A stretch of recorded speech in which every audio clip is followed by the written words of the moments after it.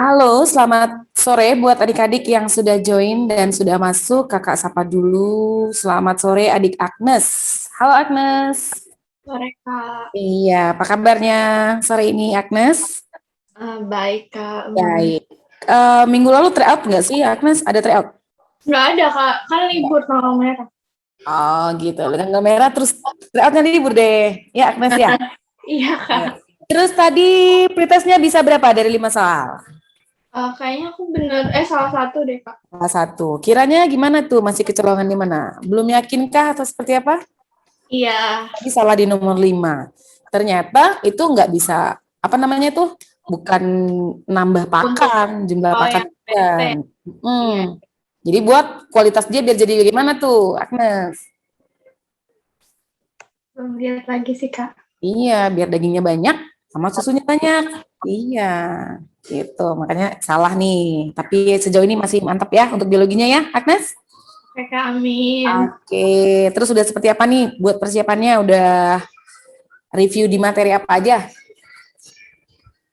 Aku lebih ke mulai lagi dari yang awal sih Kak, dari Dari yang kayak awal ya. virus, bakteri gitu-gitu Kak.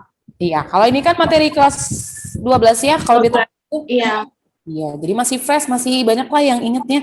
Iya kan ya? iya, iya. Oke, tetap semangat Agnes. Amin, makasih Kak. Siapa lagi? Adik Abdullah, Rehan. Halo, Rehan nih panggilannya. Ya, sore. Rehan dengar suara kakak nggak? Enggak, Kak.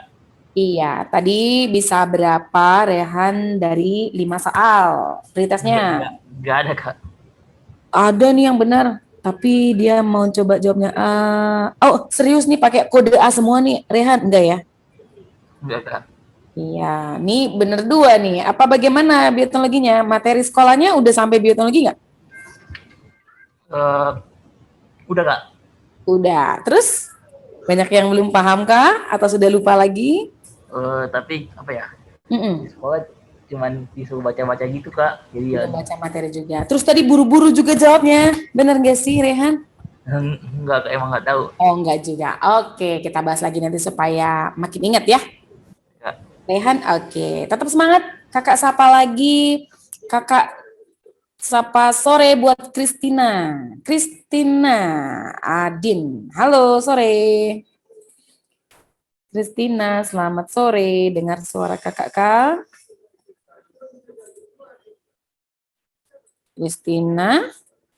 Oh iya. Ini mic-nya belum bisa juga ya, Kristina ya. Tadi bisa berapa pretestnya? Belum kak.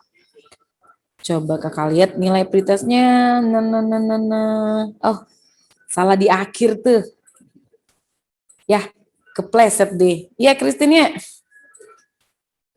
Ada yang masih ragu-ragu berarti. Oke, kakak sapa lagi untuk adik Jenny. Halo Jenny Belinda, selamat sore.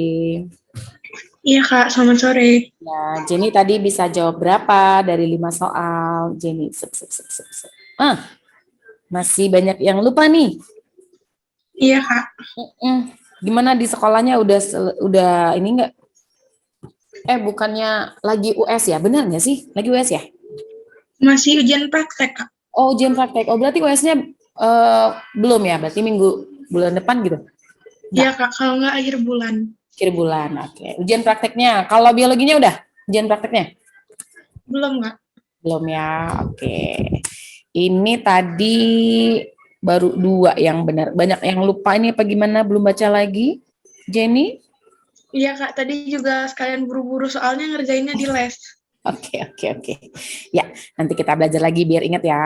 Jenny, kakak sapa lagi untuk siapa lagi nih? Ahmad Rizky. Halo, selamat sore. Sore, Kak. Ya, tadi bisa berapa kamu dari 5 soal? Coba dicek namanya. Ya, cuman 2 juga. Gimana nih? Masih banyak yang lupa nih?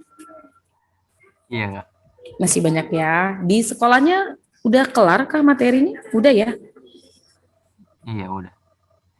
Belajar nggak materinya di sekolahnya? Bioteknologi? Belajar tapi Ya begitu deh, ya kan? Pelajaran kelas 12 kan ini ya? iya, Kak. Iya, oke. Nanti kita bahas lagi biar tahu ya ke mana sih kok bisa begini sih jawabannya. Oke. Kakak sapa lagi adik Ola. Halo Ola, selamat sore. Ola Amalia. Ola dengar suara kakak Ola? Ola dengar nggak? Mana dia? Oke, belum dengar. Kakak sapa lagi adik Aziza. Selamat sore. Sore, Kak. Ya, apa kabarnya Aziza? Sehat? Alhamdulillah. Alhamdulillah iya. Aziza tadi pretestnya bisa berapa ini Aziza? Dikit, Kak. Bisa. Sisanya masih banyak yang ragu kah?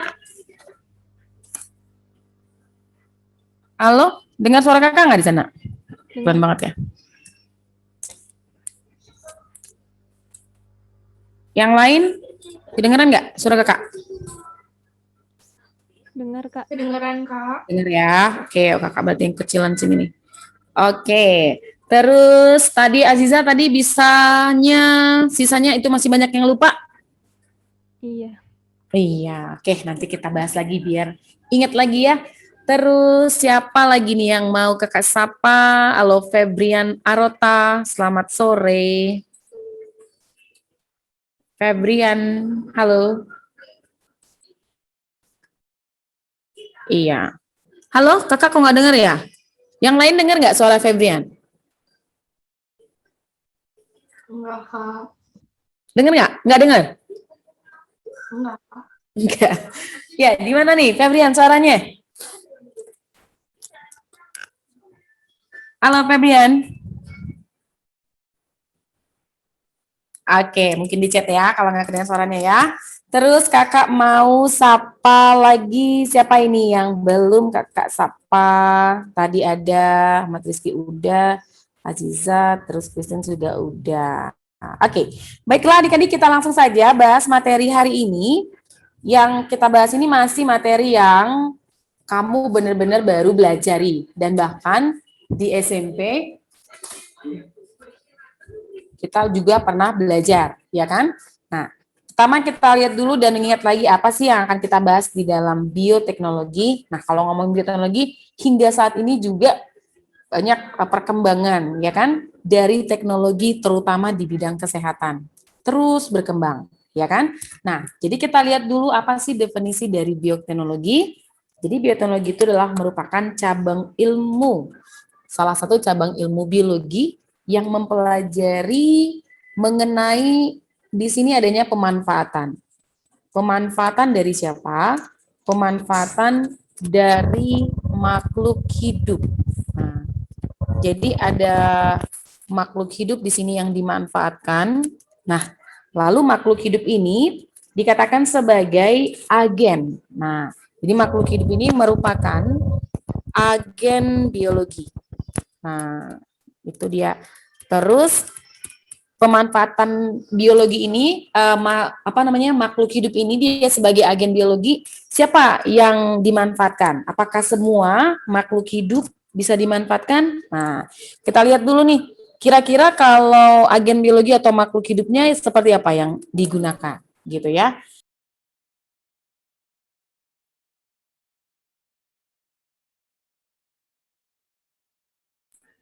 Oke, kita lanjut. Pemanfaatannya tadi adalah agen biologinya. Kalau yang digunakannya berupa mikroorganisme, maksudnya yang bersel satu.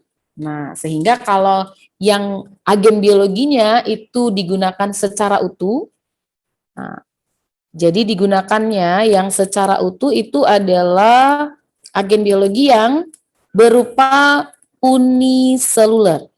Nah, jadi penggunaannya seluruh ya. Contohnya kayak siapa nih yang uniseluler yang bisa dimanfaatkan? Contohnya adalah bakteri, ya kan? Bisa dimanfaatkan. Ada beberapa nih bakteri yang menguntungkan, bisa menghasilkan suatu produk. Terus ada jamur. Nah, dan ada bakteri jamur setelah habis itu ada bakteri jamur lagi. Nah, itu yang digunakan. Nah, namun kalau yang digunakan itu adalah multiseluler, maksudnya kita misalkan mau mengambil pemanfaatannya dari organisme yang makroskopis, maksudnya kalau dari hewan itu kayak gimana nih? Bisa nggak dimanfaatkan secara utuh? Nah, jadi kalau yang multiseluler, nah, otomatis dia kan punya jaringan, punya organ gitu ya. Nah, dia diambilnya berupa sel dari bagian DNA-nya dan pastinya melibatkan yaitu enzim. Nah, itu dia. Jadi paham dulu. Jadi kalau misalkan yang dimanfaatkan itu adalah makhluk hidup sebagai gen biologi, kalau yang dimanfaatkan itu adalah secara keseluruhan organismenya, nah itu berarti yang pastinya uniseluler. Siapa itu? Bakteri dan jamur, ya. Terus ada kalau yang diambilnya misalkan multiseluler, itu berarti yang diambilnya bukan dari misalkan organnya, enggak ya. Diambilnya yang lebih kecil lagi, yaitu DNA-nya. Nah, gitu, dan juga enzim. Lalu tujuannya buat apa nih pemanfaatan ini? Nah, ternyata ini dapat menghasilkan makhluk ini tersebut dapat menghasilkan suatu produk gitu. Menghasilkan suatu produk dan jasa. Demi apa nih? Demi kesejahteraan dan juga kebutuhan dari manusia. Nah, itu dia. Jadi ini yang mau didapatkan. Produk dan jasa untuk mendukung kebutuhan dan kesejahteraan. Kebutuhan dan kesejahteraan dari manusia nih. Nah, berarti yang bergerak di bidang bioteknologi ini adalah lebih banyak diperankan oleh manusia. Nah, sehingga ada dua jenis bioteknologi berdasarkan tekniknya. Jadi bagaimana nih cara pemanfaatan makhluk hidup ini? Berarti kalau kata bio itu makhluk hidup, teknik. Bagaimana teknik dan bagaimana prosesnya? Sehingga ada dua jenis atau bentuk daripada bioteknologi. Ya, berdasarkan tekniknya, ada yang tekniknya masih teknik sederhana, itu dalam bentuk fermentasi. Itu adalah bioteknologi konvensional. Pastinya udah tahu ya. Terus karena ilmu itu terus-menerus berkembang, ya kan, hingga saat ini sehingga semakin majulah proses dan teknik yang dilakukan. Nah, maka ada yang namanya bioteknologi modern.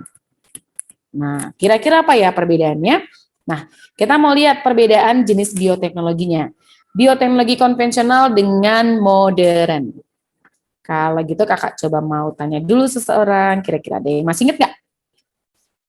Coba kakak mau tunggu ada satu orang kira-kira yang mau kasih tahu nih kira-kira apa ya perbedaan bioteknologi konvensional dengan modern. Satu aja. Halo, ada yang mau kasih pendapatnya? Semuanya masih dengar suara kakak?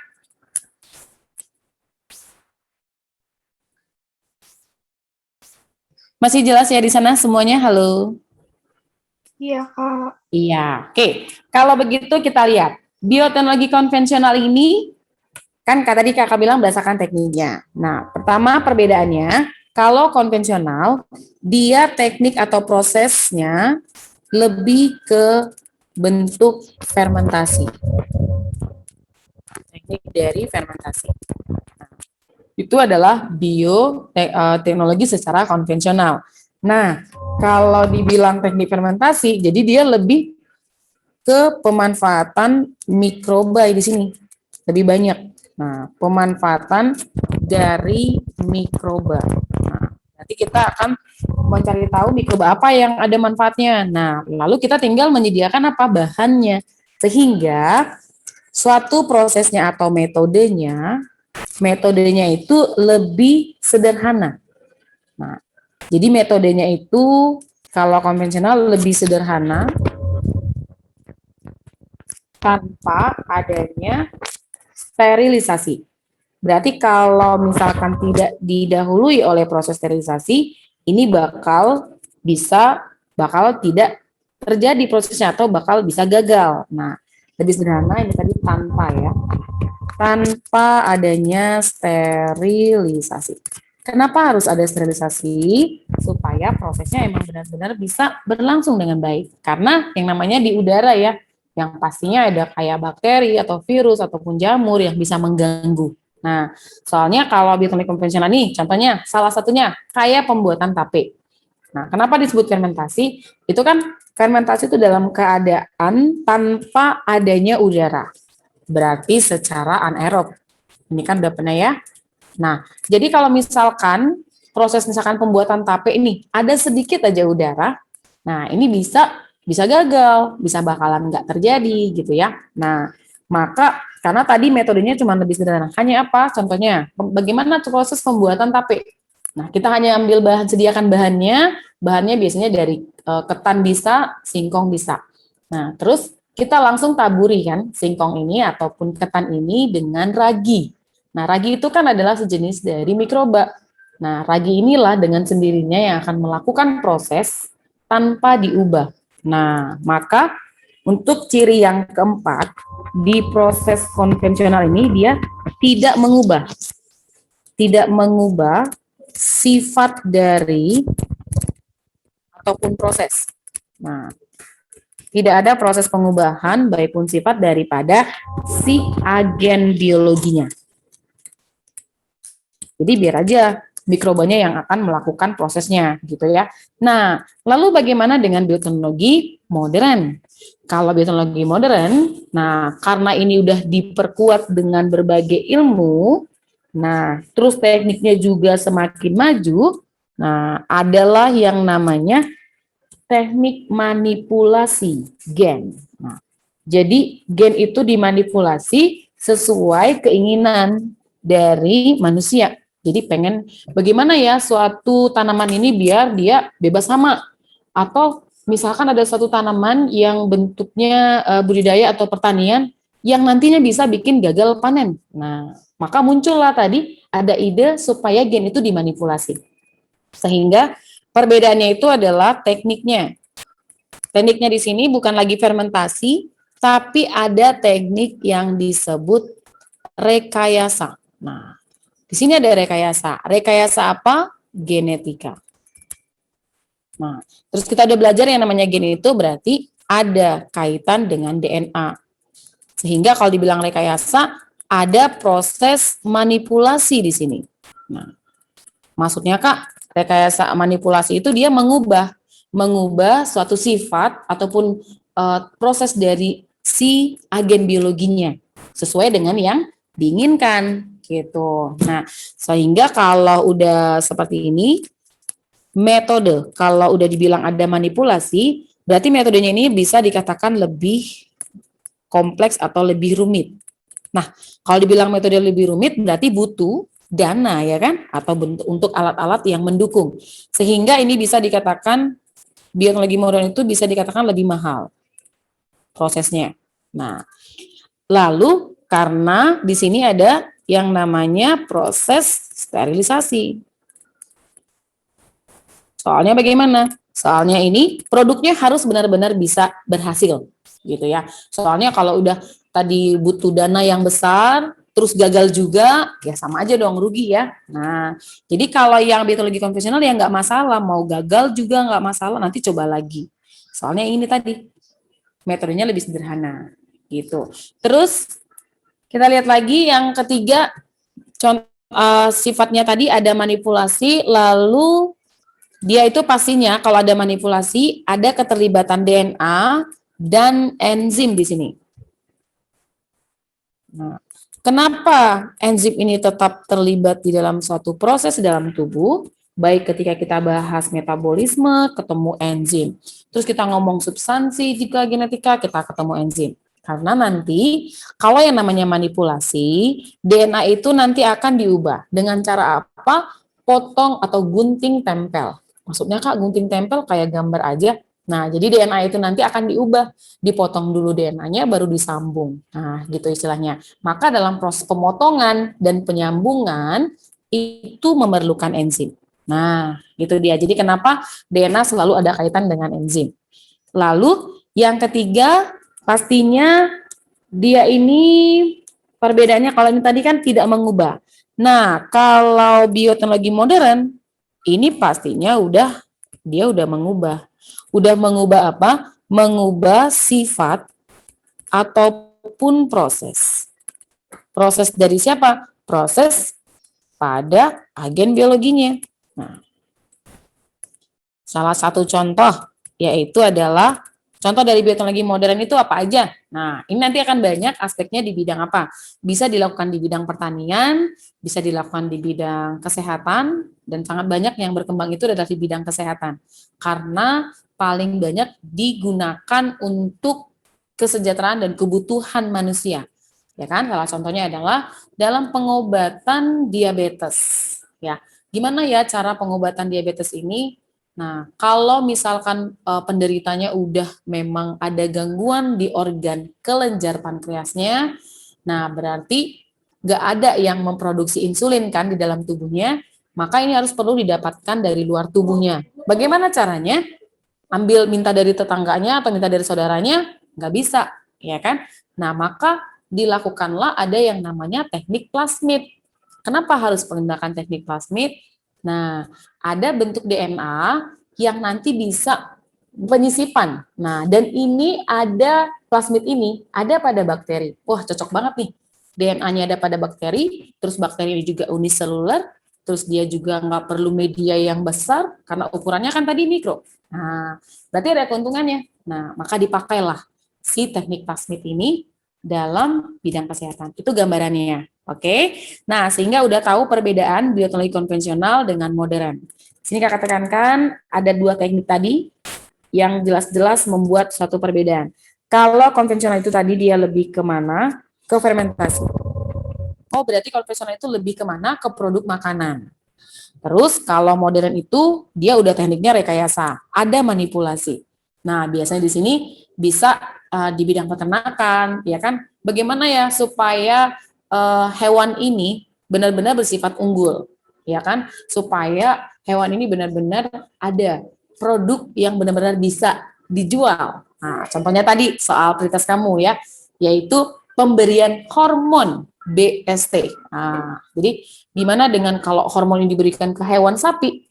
Bagaimana ya? Padahal kalau sapi itu, wah, kalau dia nilai proteinnya tinggi, terus dia bisa menghasilkan susu yang lebih banyak, wah ini berarti nilai jualnya akan lebih. Nah, itulah yang dipikirkan oleh manusia supaya nah ini bisa bekerja atau berlangsung. Nah, itu melalui apa? Bioteknologi modern.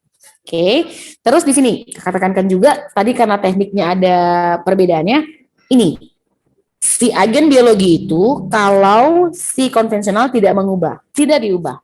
Kalau bioteknologi modern ini dia mengubah sifatnya. Berarti benar-benar yang diinginkan, ya sesuai dengan yang diinginkan. Bisa ya perbedaan bioteknologi konvensional dengan modern? Halo, bisa dipahami? Bisa. Bisa, oke. Kalau begitu kakak lanjut. Nah, sehingga kalau ada soal seperti ini, apa jawabannya? Ayo, mana suaranya? Paham nggak? Mana nih jawabannya? Udah yakin belum? Bioteknologi menggunakan prinsip ilmu pengetahuan dan rekayasa. Nah, prinsip dasar dari konvensional nanyanya. Mana yang harus kamu coret dan kamu sudah yakin itu bakal Jawabannya yang D ya, Kak. ya. Pastinya kalau konvensional udah nggak ada istilah manipulasi, ya kan? Coret, coret, coret, coret. Wah, gampang ya? Betul? Bisa ya. Jadi kalau biologi itu kalau memang udah paham konsepnya, terus ingat, wah itu nggak sampai hitungan 10 detik juga udah bisa. Bener nggak? Setuju nggak adik-adik? Iya, Kak. Iya, oke. Kalau begini udah bisa tahu ya. Jadi kalau ditanyanya konvensional nggak ada manipulasi di sini. Yang adanya fermentasi dan lebih banyak pemanfaatan atau penggunaan dari mikroorganisme atau mikroba. Ya, oke. Setelah ini kita mau lihat lagi bagaimana apa saja Kak. Nah, ini juga yang masih banyak salah tadi di nomor 1. Katanya adalah mikroba yang dalam pembuatan tauco. Masih banyak yang salah. Yuk kita kenalan dulu atau ingat-ingat lagi. Kira-kira apa ya pemanfaatan konvensional kayaknya dari SMP juga ya. Apa saja sih mikroba-mikroba mulai dari bahannya sampai nama mikrobanya dan produknya.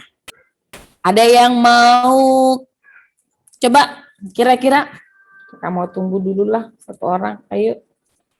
Misalnya Kak, pembuatan ini, bahannya dari ini dan produknya ini. Halo. Ada yang mau kasih enggak? Kakak tanya dulu lah kalau gitu. Halo Jenny, masih ingat enggak apa-apa saja sih? Ada misalkan satu lah mikroorganisme. Bahannya apa, produknya apa? Ayo, coba. Aspergillus wenti, Kak. Wenti itu buat apa harusnya?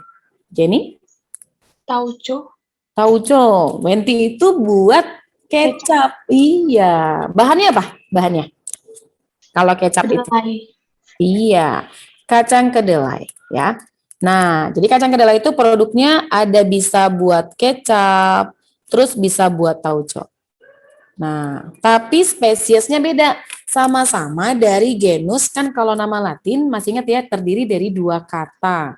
Kata pertama atau kata depannya kan terdiri dari dua kata. Jadi Aspergillus. Aspergillus. Nah, ini kan genusnya. Nah, kalau spesies Wenti itu buat kecap. Nah, kalau yang Aspergillus ini juga genusnya sama, tapi spesiesnya beda. Ini Aspergillus oryzae. Nah, tapi sama-sama bahan dari kedelai. Nah, itu udah jadi salah. Membentuk tauco. Beda ya. Jadi sudah tahu tadi kesalahan di nomor 1. Nah, terus apa lagi ya yang dari kedelai? Kira-kira ini tambahin lagi, ada lagi selain Aspergillus, ada dari genus Rhizopus. Rhizopus apa? Rhizopus oligosporus.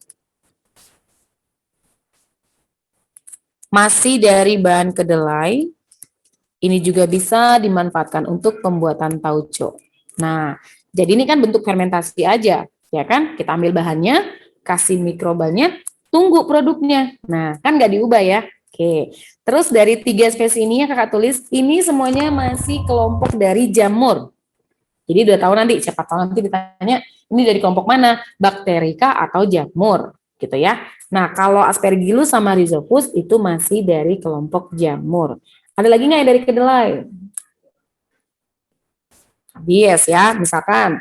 Kalau dari bungkil kacang tanah, nanti buat apa ya produknya? Kacang tanah ya, bungkil kacang tanah. Ini nanti buat oncom. Siapa ya? Mikroba yang bisa digunakan untuk pembuatan oncom. Siapa ini? Ada dari jamur, Neurospora. Nah, Neurospora ya kan, Sitopila atau Krasa. Boleh. Terus ada Monilia, Sitopila. Nah, ini dia sama pembuatan oncom. Terus itu tadi, terus kalau misalkan mau dari bahan susu, banyak ya yang bisa dari bahan susu itu bisa nanti yang dalam bentuk cair ataupun yang padat. Nah, misalkan kalau misalkan dia difermentasi menghasilkan jadi susu asam. Itu siapa? Ini berarti yogurt. Siapa aja yang mikroba berperan dalam pembuatan yogurt? Ada 2 ya. Nah, ini ada bakteri. Nah, ini baru bakteri. Bakteri Lactobacillus. Tapi ingat, Lactobacillus apa? Bulgaricus. Soalnya nanti ada Lactobacillus casei, itu untuk keju. Tapi bahannya sama ya, dari susu juga. Nah, terus ada Streptococcus thermophilus.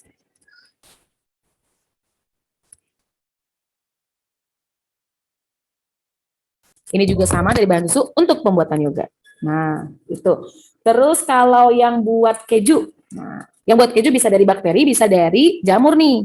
Bahannya masih sama.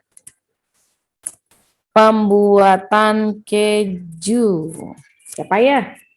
Tadi yang kakak bilang adalah Lactobacillus. Lactobacillus apa? Casei. Nah, ada lagi dari kelompok jamur, yaitu Penicillium. Bukannya itu antibiotik. Nah, pernah ya muncul di soal SIMAK ya atau ujian mandiri bahwa katanya kelompok yang menghasilkan antibiotik, dia bikin semuanya dari penicillium. Nah, berarti tidak semua kelompok dari jamur jenis penicillium menghasilkan antibiotik. Ada juga yang bisa untuk dimanfaatkan dalam pembuatan keju. Penicillium apa? Dia spesiesnya Camemberti. Sama Penicillium requoforti. Requoforti. Nah, jadi maksudnya ini sama-sama penicillium ya. Dikirain apa lagi? Nah, itu untuk kelompok jamur yang bisa menghasilkan penicillium. Untuk sama bahannya juga masih dari susu. Untuk pembuatan keju. Nah, terus kalau mau kita ganti bahannya misalkan dari air kelapa nih. Jadi produk apa ya? Pasti pada ingat semua nih. Apa? Produknya? Produknya? Iya, nata de coco. Siapa mikroba yang bisa membuat strukturnya yang tadi dari cair terus menjadi agak padat? Ayo. Siapa mikrobanya? Acetobacter pseudomonas. Iya, Acetobacter pseudomonas. Tuh, itu untuk pembuatan nata de coco. Terus kalau mau bikin alkohol nih, kalau mau bikin alkohol berarti kayak buat tape, bahannya apa? Bisa dari ketan, bisa dari tepung, gitu kan? Atau dari singkong, bahannya ya. Nah, ini nanti buat tape. Tape itu kan nanti akan memiliki unsur alkohol. Siapa mikrobanya? Mikrobanya adalah Cerevisiae. banget ya, Saccharomyces. Nah, Saccharomyces ya. Terus ada lagi buat apa? Pokoknya yang ngasilin alkohol ini ya, spesies dari Saccharomyces. Apa aja tuh? Ya, bahannya bisa dari sini, anggur. Ya kan? Terus bisa berupa apa? Nah, ini berarti kan alkohol juga sama. Kalau anggur ini berarti produknya apa? Bisa dalam bentuk wine. Nah, siapa itu mikrobanya? Sama, Saccharomyces juga. Nah, terus kalau bir, nah sama produknya bir. Nah, ini apa? Dia bisa dari bahan tepung ataupun gandum. Siapa mikrobanya? Saccharomyces. Gitu ya. Ada yang mau bertanya?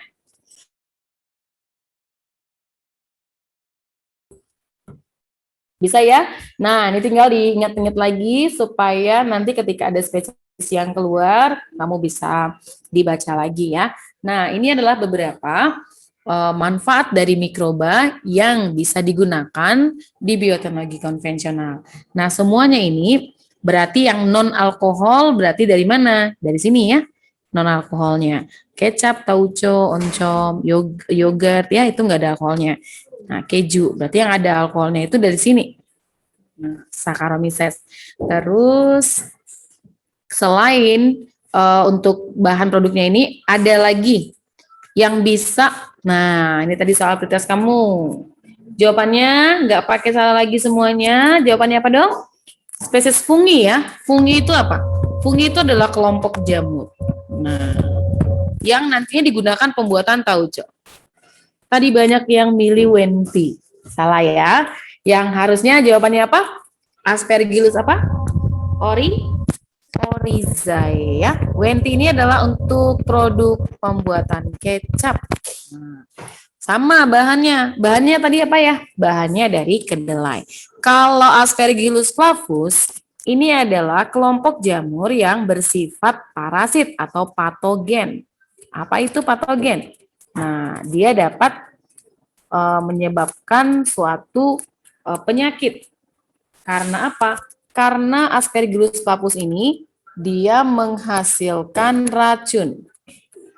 Apa nama racunnya? Menghasilkan racun jenis alfa toksin.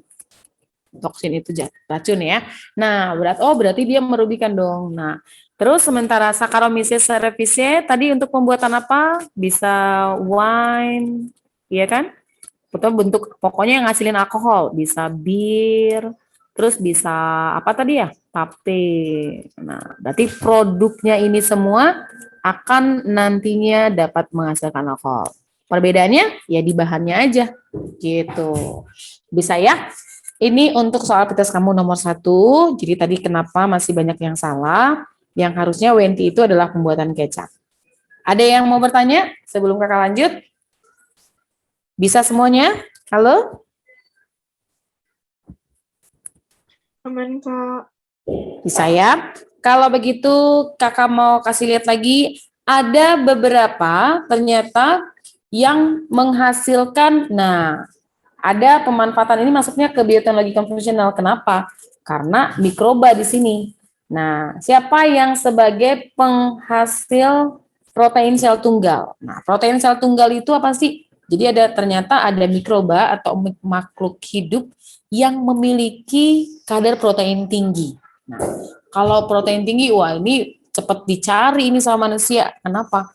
Karena tubuh kita sangat memerlukan sumber protein yang baik. Nah, kalau dibilang dari kelompok mana nih protein penghasil sel tunggal? Kalau diambil dari kelompok alga, ya dari kelompok alga itu atau ganggang, itu yang menghasilkan protein sel tunggal adalah bisa diambil dari kelompok spirulina. Ini terkenal banget ya, spirulina. Nah, bisa digunakan sebagai apa? Sebagai bahan kecantikan, terus untuk sebagai sumber protein tinggi, gitu ya. Terus ada lagi selain spirulina, ada yang namanya siapa nih? Ada yang masih ingat selain spirulina? Halo. Ada selain spirulina ada chlorella. Nah, chlorella. Nah, ini adalah kelompok dari alga. Nah, ada lagi nih. Dia dari kelompok jamur ternyata. Ada dari kelompok jamur yang juga menghasilkan protein sel tunggal. Yaitu dari sini kelompok genus Saccharomyces. Wah, banyak juga dong manfaatnya ya. Selain dia menghasilkan alkohol, dia juga ternyata bisa memproduksi protein sel tunggal. Terus ada kelompok dari Candida. Candida utilis. Nah, terus ada Fusarium. Fusarium. Nah, ini adalah kelompok-kelompok ataupun mikroba yang bisa menghasilkan menghasilkan protein sel tunggal. Nah, kalau dari bakteri, ada nggak yang dari bakteri? Ada. Yang dari bakteri itu adalah namanya Methylopilus. Nah, ini kalau dari kelompok bakteri. Dari kelompok bakteri, ternyata juga ada yang bisa menghasilkan TST, yaitu Methylopilus. Gitu ya. Terus kita lihat lagi, nah di sini ada penghasil antibiotik nih. Tadi juga kayaknya disinggung ya. Nah, selain dari jamur, ada juga bakteri yang bisa menghasilkan si antibiotik. Kalau dari kelompok bakteri, itu banyak nih, yaitu Streptomyces. Jadi streptomycin, nah nama antibiotiknya adalah streptomycin. Nah, terus siapa lagi kalau dari jamur tadi siapa ya Kak kasih tahu ya? Tadi siapa ya? Ada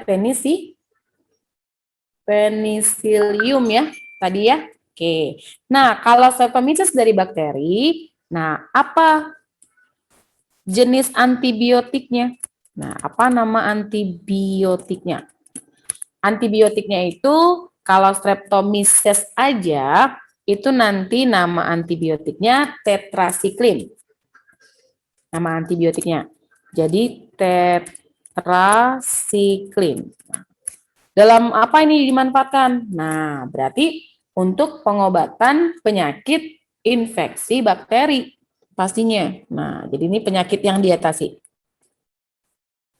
Jadi antibiotik ini bisa mengatasi penyakit apa? Gitu maksudnya ya. Makanya kalau kita misalkan ada penyakit yang diakibatkan oleh bakteri, biasanya lebih sering diberikan antibiotik. Ya, penyakit yang diatasinya. Berarti ini adalah bakteri ya yang mengganggu pernapasan, infeksi bakteri. Atau bisa yang menginfeksi saluran pernapasan. Nah, terus ada Streptomyces. Streptomyces untuk Griseus. Masih dari genus yang sama. Streptomyces. Griseus. Nah, ini apa nama antibiotiknya? Ini tadi yang Kakak bilang, antibiotiknya adalah streptomycin. Penyakit yang diatasinya apa nanti? Adalah untuk penyakit tipes. Tipes itu kan disebabkan oleh bakteri ya. Terus sama disentri. Nah, itu antibiotiknya. Terus ada lagi yang buat pneumonia. Itu adalah teramisin. Nah, ini juga dari genus yang sama, yaitu Streptomyces. Streptomyces dari spesies Rimosus. Nah, ini adalah jenis antibiotiknya, teramisin. Ini untuk pengobatan radang paru-paru, apa yang disebut dengan pneumonia. Jadi penemu ini, pneumonia. Pneumonia. Nah, itu ya kalau dari kelompok bakteri. Kalau dari tadi yang jamur. Nah, kalau dari kelompok jamur, kalau tadi yang pembuatan keju kan Kakak bilang Penicillium camemberti. Kalau yang penghasil antibiotik dari genus Penicillium, ini spesiesnya Notatum. Nah, sama juga ada kelompok Penicillium ya, Chrysogenum. Wah, banyak banget ya manfaat makhluk hidupnya. Nah, jadi kalau yang konvensional lebih terlihat di pemanfaatan mikrobanya gitu ya. Nah, coba kalau kita bandingkan ke bioteknologi modern. Biasanya di sini yang suka ditanya adalah selain mikrobanya, bagaimana tekniknya atau prosesnya gitu ya. Nah, kita lihat yang pertama untuk bioteknologi yang ada di bidang pertanian.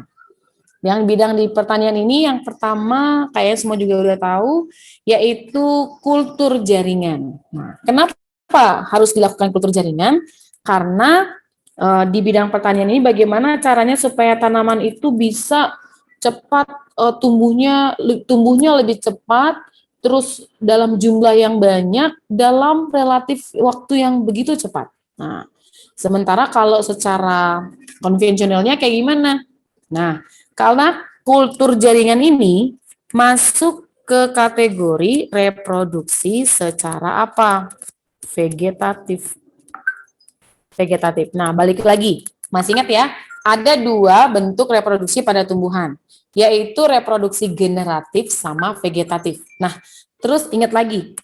Kalau vegetatif itu bagaimana sifatnya? Vegetatif ini memiliki sifat yang sama persis atau identik dengan induknya, gitu kan? Sifat yang identik dengan induk. Nah, sehingga kalau kayak kultur jaringan ini, dia itu bagaimana cara memperbanyak. Kalau tadi secara konvensional itu kayak kita stek, gitu kan? Nah, kalau stek kan nggak bisa banyak ya, paling beberapa. Terus okulasi, gitu kan? Paling berapa yang bisa sanggup dibuat sama manusia. Nah, tapi kalau dengan adanya teknik modern ini, yaitu dengan kultur jaringan, ini bisa dilakukan dalam waktu yang cepat. Nah, jadi sebenarnya kultur jaringan itu apa, Kak? Kultur jaringan itu adalah merupakan metode suatu metode yang nantinya memperbanyak. Nah, jadi sebenarnya tujuannya di sini. Tumbuhan tersebut itu bagaimana supaya jumlahnya lebih banyak.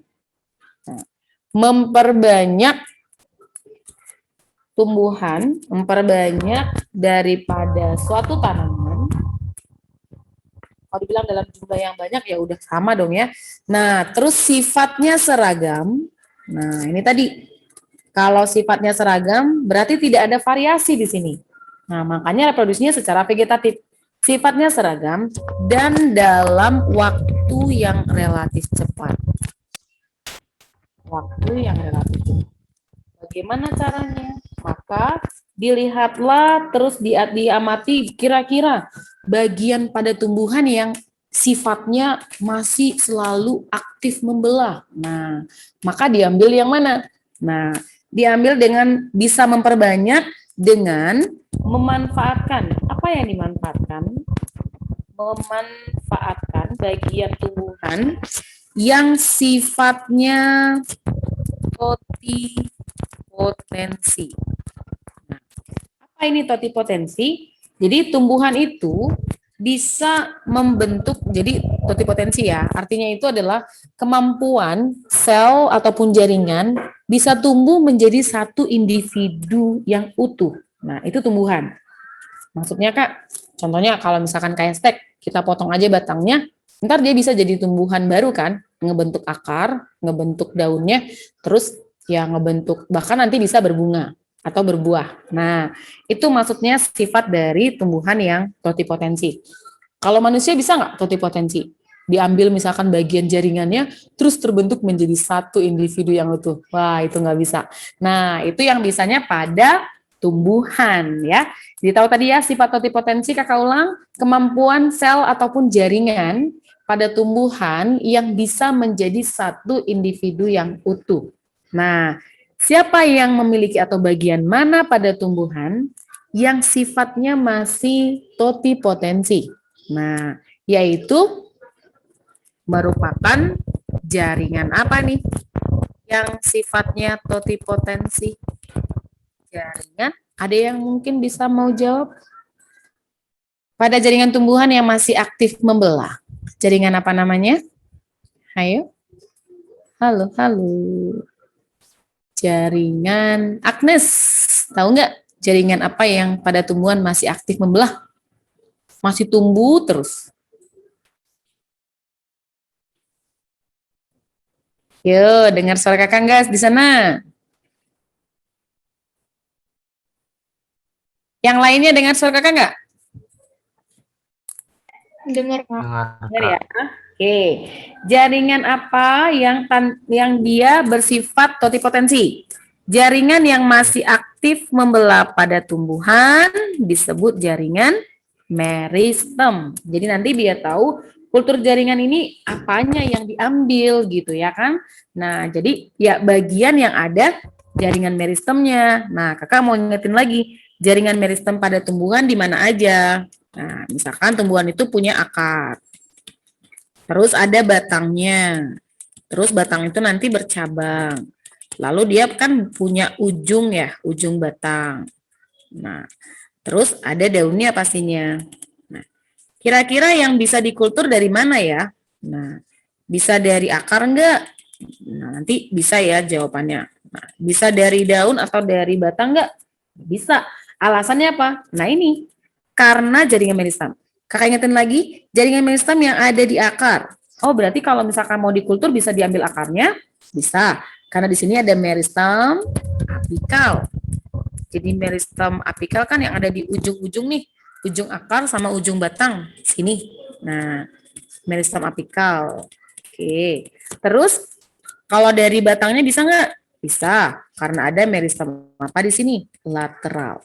Nah, jadi ingat apa tujuan dari kultur jaringan ini? Intinya adalah memperbanyak. Lalu bagian mana yang diambil pada tumbuhan tersebut adalah meristem. Alasannya karena sifat meristem itu adalah yang bersifat totipotensi. Jadi dia bisa tumbuh, balik lagi, kenapa dia bisa tumbuh? Karena selnya selalu membelah. Kakak boleh sini. Jadi meristem itu sifatnya aktif membelah. Gitu ya. Nah, oh berarti Kak misalkan ada batang nih, diambilnya bagian jaringan epidermisnya. Bisa nggak dia tumbuh kalau epidermis pada bagian tumbuhan? Nggak bisa lagi. Kenapa? Karena epidermis itu nggak sifat aktif membelah lagi. Karena dia sudah berdiferensiasi. Nah, kita lihat bagaimana sih tahapan atau langkahnya di sini. Nah, jadi tadi udah tahu bagaimana apa yang mau dilakukan gitu ketika mau melakukan kultur jaringan. Bagian mana yang bisa dikultur, kita udah tahu berarti bisa bagi dari akarnya. Pokoknya yang ada jaringan meristemnya gitu ya. Nah, lalu di dalam langkah atau tahap dari kultur jaringan ini ada beberapa istilah. Istilahnya maksudnya kalau bagian tumbuhan yang mau dikulturkan itu namanya explant. Nah, Kak, ini dari mana dulu nih tahapnya? Ini muter begini nih, bingung nih. Ambil berarti dari tumbuhan dewasanya. Berarti misalkan ini mau diambil, mau mengkultur tanaman wortel ya. Ini tanaman dewasanya. Berarti dari sini dulu. Dari sini, terus ke sini, baru ke sini lagi, sini, sini. Nah, hingga dia ditumbuhkan ke media sebenarnya. Maksudnya media sebenarnya gimana? Tumbuhan itu akan baik tumbuh di media tanah. Nah, emang waktu kultur nggak di media tanah? Enggak. Dia waktu kulturnya dikasih di media agar. Apa itu media agar? Itu yang buat puding. Nah, loh, banget ya bisa tumbuh di media agar. Dikasih apa tuh di media agarnya? Ada nutrisinya. Nah, jadi kita lihat dulu. Jadi tadi ada langkah yang pertama. Langkah yang pertama itu tadi adalah dengan mengambil bagian tumbuhan yang mau dikultur. Nah, ini pertama berarti. Jadi tanda yang pertama mempersiapkan. Nah, berarti ini memilih ya. Memilih tanaman yang mau dikultur. Tanaman dewasa pastinya. Nah, terus yang kedua ini berarti pengambilan. Kalau dibilang bagian tanaman yang mau dikultur itu disebutnya explant. Itu ya. Jadi explant itu pengambilan explant. Nah, di sini enggak wortelnya ini mungkin dipotong nih. Nah, gitu. Umbinya terus dipotong lagi. Terus atau bisa dari sini enggak Kak? Dari tanamannya, dari daunnya bisa.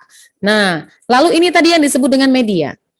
Ya, pengambilan explant, lalu media tadi tahap ini. Media itu terlebih dahulu dilakukan sterilisasi. Kenapa harus disterilisasi? Supaya bebas dari patogen, ya kan? Nah, karena kalau misalkan tidak dilakukan sterilisasi, ini bisa gagal. Nah, jadi ini medianya ini kakak buatkan media tumbuhnya adalah berupa agar. Nah, di mana media agar ini akan diberi tambahan. Tambahan apa? Berupa nutrisi, unsur hara yang dibutuhkan sama tumbuhan. Nutrisi, vitamin, sama hormon. Nah, hormon pertumbuhan ya. Oke. Wih, emang dia bisa tumbuh nantinya? Nah, jadi ceritanya kan kita masih mau mengambil tunas. Tunasnya aja di sini, di medianya. Nah, lalu media tumbuh tadi akan penanaman di sini. Lalu tahap yang keempat, setelah si explant tadi dimasukkan ke dalam media tumbuh, lalu sekitar berapa hari, maka tahap yang keempat akan muncul, nah ada di sila di sini, muncul yang namanya kalus. Gitu ya. Jadi kalau dibilang kalus itu apa? Kalus itu adalah tanaman atau tunas baru. Nah, lalu ada soal nih. Kalau kalus itu dia merupakan tanaman baru yang belum terdiferensiasi. Maksudnya belum terdiferensiasi, artinya dia masih kayak berupa embrio tuh. Jadi itu kalau pada tumbuhan dia masih kayak bentuk lembaran-lembaran. Belum ada akarnya, belum ada batangnya. Nah, itu adalah kalus. Berarti nanti ketika mau direkayasa, ini bisa diambil dari kalus ini. Nah, terus setelah dia ngebentuk kalus, setelah berapa hari lagi, maka akan tumbuh menjadi tanaman baru. Nah, ini disebut apa? Disebut plantlet. Nah, ya. Jadi munculnya di sini istilahnya plantlet. Jadi tadi ada 3 istilah di kultur jaringan, biar nggak salah. Jadi tadi ada yang namanya explant. Jadi urutannya bisa explant dulu. Explant itu adalah tanaman yang mau dikultur. Bagiannya mau dari mana? Mau dari akar, mau dari batang, mau dari daun. Nah, itu namanya explant. Lalu explant itu akan ditanam di media.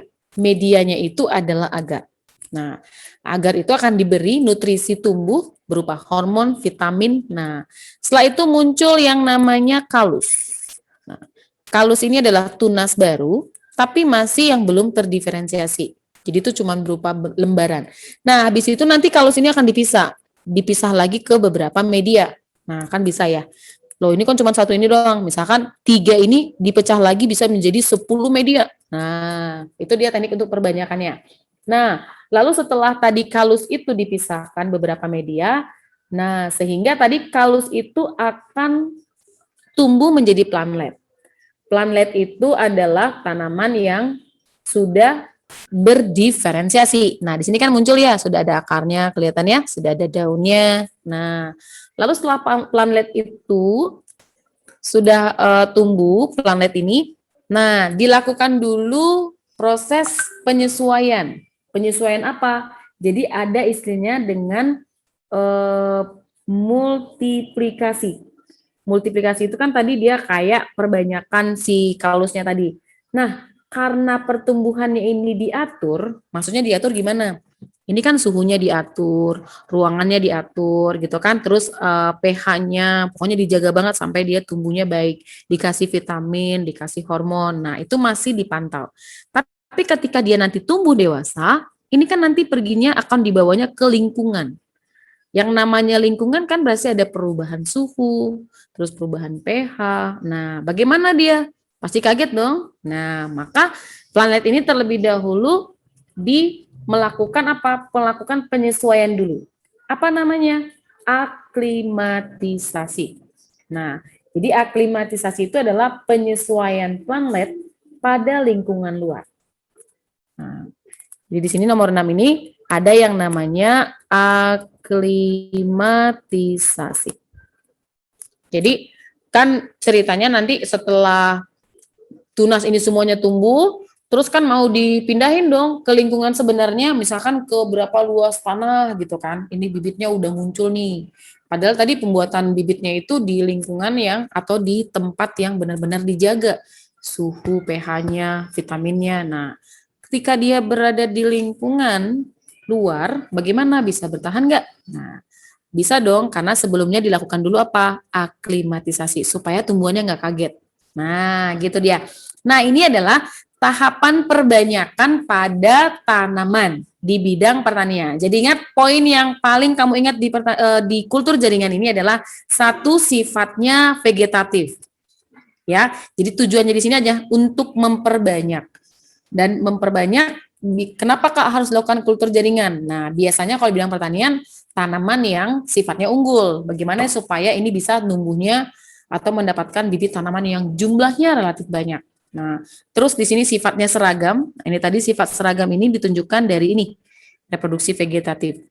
Seragam itu berarti sifatnya identik. Tidak ada di sini variasi ya, tidak ada variasi gen, tidak ada gabungan. Biasanya kalau variasi itu kan karena reproduksi secara generatif gitu, karena ada yang namanya perkawinan atau fertilisasi. Kalau pada tumbuhan kan pada bunga tuh. Nah, di situ baru ada variasi. Tapi kalau untuk kultur jaringan tidak ada variasi.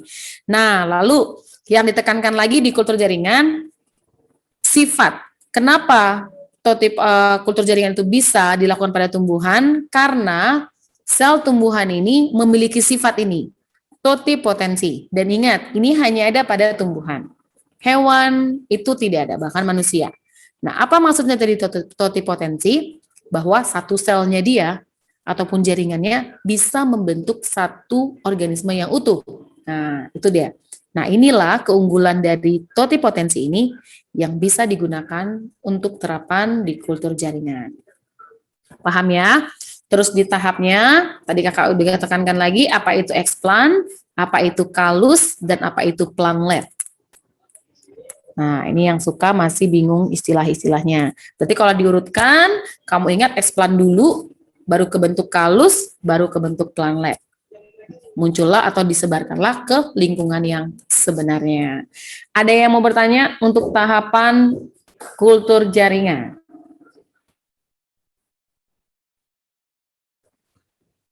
Halo? Belum ada?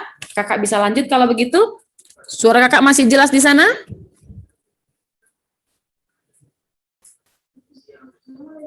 Masih jelas nggak ya? Kakak kok nggak kedengaran ya? Masih, Kak. Jelas, Masih? Kak. Masih, oke. Kita lanjut kalau begitu. Nah, kalau ada soal yang seperti ini, apa jawabannya? Katanya ada ahli kultur jaringan. Nah, tumbuhan menyatakan bahwa teknik cloning. Iya, Kak. Ini cloning loh, Kak. Tadi kenapa dikatakan dia teknik cloning? Nah, kakak mau bilang lagi bahwa kalau reproduksi vegetatif ya, biotologi modernnya, kalau pada tumbuhan itu kultur jaringan secara vegetatif, kalau pada hewan itu cloning. Cloning itu yang dicontohkan, dibuktikan pada siapa ya? Domba bukan? Cloning ya? Ya, itu juga sama. Yaitu merupakan sifat yang secara vegetatif. Nah, berarti balik lagi, ingat tadi kultur jaringan disebut juga sebagai teknik cloning karena sifatnya. Tapi di sini kecuali loh. Yang mana berarti? Yang bukan? D, Kak. Yang D. Iya, yang D ya, nggak pakai ragu-ragu lagi. Tumbuhan yang seragam, iya benar. Kenapa? Karena tadi dia secara vegetatif. Identik dengan induknya. Nah, ini tadi balik lagi, sifat identiknya. Oke, jumlah tumbuhannya yang banyak, ini tujuannya. Memperbanyak tumbuhan secara cepat. Iya, itu dia ya. Ada yang mau bertanya untuk soal ini? Paham semuanya? Halo? Lanjut nggak nih? Lanjut? Kak. Lanjut. Nah, kalau ini udah bisa yakin juga apa jawabannya? Meristem. Iya, teknik kultur jaringan katanya sering digunakan memperoleh tanaman dalam jumlah yang banyak, terus sifatnya yang sama. Jaringan berikut yang sel-sel penyusunnya memiliki daya berpotensi paling tinggi. Milihnya adalah meristem. Apa maksudnya tadi daya potensi paling tinggi? Bersifat apa tadi namanya? Sifat apa tadi kakak bilang? Multipotensi. Potensi, iya ya. Nah, kenapa milihnya meristem Kak? Ya, meristem itu adalah ya tadi yang sifatnya masih aktif membelah. Terus jaringan-jaringan yang lain kenapa tuh Kak? Kalau jaringan yang lain itu udah tidak aktif membelah lagi. Kalau balik lagi mengingat jaringan tumbuhan itu ada dua. Jaringan muda sama jaringan dewasa. Bukan jaringan tua ya. Kalau jaringan muda, kenapa disebut jaringan muda? Jadi kalau pada tumbuhan itu, biar ingat lagi, jaringan muda. Nah, kalau dibilang jaringan muda, karena dia masih bersifat embrional dan aktif membelah. Nah, jadi kalau misalkan ada soal jaringan muda pada tumbuhan, itu adalah meristem. Nah, langsung ingat nih. Nah, masalahnya meristem ini nanti karena tadi dia masih aktif membelah, terus tujuannya untuk pertumbuhan, ada dua jenis meristem ini, kan gitu. Arahnya nanti ada yang pertumbuhan primer sama sekunder. Ya. Nah, meristem ini nanti berdasarkan letaknya tadi ada 3 sebenarnya. Cuman tadi kakak buatnya ada 2 ya, di ujung sama di sisi lateral atau bagian batang. Nah, meristem itu tadi ada 2, ya meristem apikal. Apikal itu yang pertumbuhan ke atas, berarti ujung-ujung. Ujung akar, ujung batang. Kalau lateral itu aktivitas siapa? Kambium. Oh, berarti kambium Kak masih ke meristem ya? Iya dong. Kambium itu kan membelah terus, membentuk xilem dan floem, bahkan membentuk lingkaran tahun pada batang. Ya. Terus kalau jaringan dewasanya, jaringan dewasanya ini dia sudah berdiferensiasi. Memang tadi awalnya dari jaringan muda. Nah, jaringan muda dulu terus menjadi jaringan dewasa. Jaringan dewasanya itu tidak lagi aktif membelah karena sudah terdiferensiasi. Maksudnya terdiferensiasi menjadi apa? Nah, menjadi apa? Jaringan dewasa. Kok jaringan dewasa? Iya dong. Jaringan yang paling luar pada organ tumbuhan. Jaringan epidermis. Nah, jaringan epidermis nggak bisa tumbuh lagi. Nah, karena dia udah terdiferensiasi sebagai apa? Sebagai jaringan pelindung. Nah, terus ada lagi jaringan parenkim. Nah, makanya kita nggak jawab parenkim ya. Ini kan salah. Nah, parenkim itu adalah jaringan dasar. Nah, kalau pada struktur tumbuhan, penyusun yang paling banyak atau terdiri adalah dari jaringan parenkim. Kalau mesofil, nah mesofil itu adalah jaringan dasar pada daun. Nah, di daun ada parenkim atau jaringan dasar, namanya mesofil. Boleh dilihat lagi nanti catatannya, di mesofil itu ada jaringan tiang sama jaringan spons, masuk ke parenkim. Makanya juga salah. Empulur itu adalah modifikasi ataupun dari perkembangan kambium di bagian akar. Korteks ini juga modifikasi dari parenkim untuk akar sama batang. Kalau masih ingat kan jaringan itu kan ada epidermis, korteks gitu kan. Nah, fungsi korteks ini buat apa?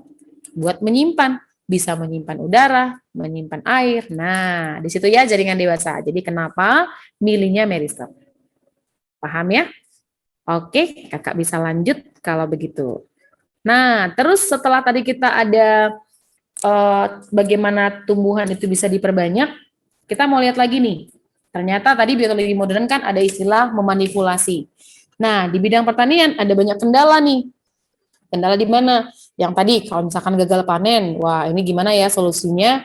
Maka dibuatlah tanaman yang resisten terhadap hama. Nah, ataupun ya ada tanaman yang nantinya memiliki suatu kandungan yang bisa lebih baik. Nah, contohnya ini tadi ya. Jadi salah satu terapan yang kedua, terapan pertama tadi kan kultur jaringan di bidang pertanian, yang kedua adalah tanaman transgenik.